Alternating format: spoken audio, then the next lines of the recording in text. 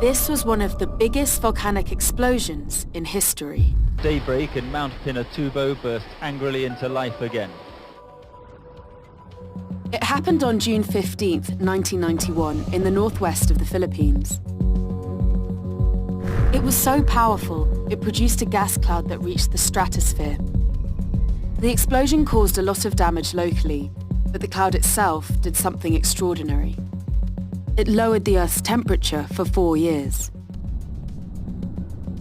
Sulfur dioxide in the cloud created particles which spread around the Earth.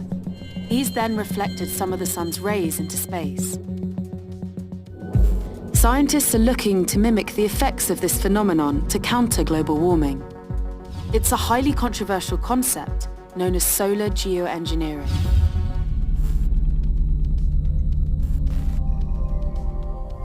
Climate change is probably the biggest problem humanity faces today. In the past 25 years, the global average temperature has risen by around 0.5 degrees Celsius. The accumulation of carbon in the atmosphere is warming the Earth up, making more intense hurricanes, rains, higher temperatures. So far, governments have focused on policies for cutting emissions, but they keep rising.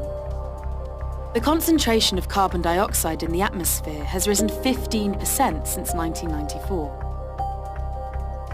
The Paris Agreement, signed by 175 parties in 2016, was a sign that countries were willing to work together to cut emissions. But not every world leader is on board. The Paris Climate Accord is simply the latest example of Washington entering into an agreement that disadvantages the United States. If emissions aren't reduced, what next? Theoretically, solar geoengineering could cool the entire planet.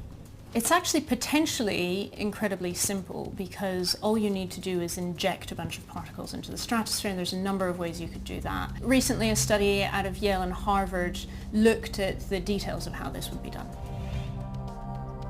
In that Harvard and Yale study, they imagined building a fleet of planes, up to 95 of them, that would make 60,000 flights a year. The fleet would spread hundreds of thousands of tons of sulfur dioxide into the stratosphere every year.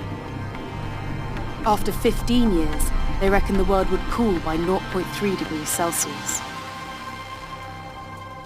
But there are reasons not to do this. One of the biggest concerns is that it could make governments complacent. The big worry is that it will be exploited to argue against emissions cuts. Geoengineering is a supplement to cutting emissions, not a substitute for cutting emissions. It would also be politically messy. If the plan is to put a thermostat on the Earth, deciding who has their hand on the dial won't be easy.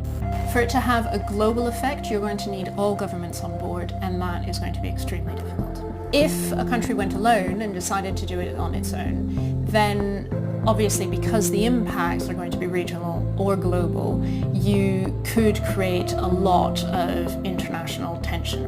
A Swiss proposal to study geoengineering and how it should be regulated was recently put forward at the UN Environment Assembly. But America and Saudi Arabia opposed the motion, possibly because they don't want international regulation of geoengineering. As things stand, not enough is known about how it could impact the climate or the chemistry of the atmosphere. There could be unexpected consequences.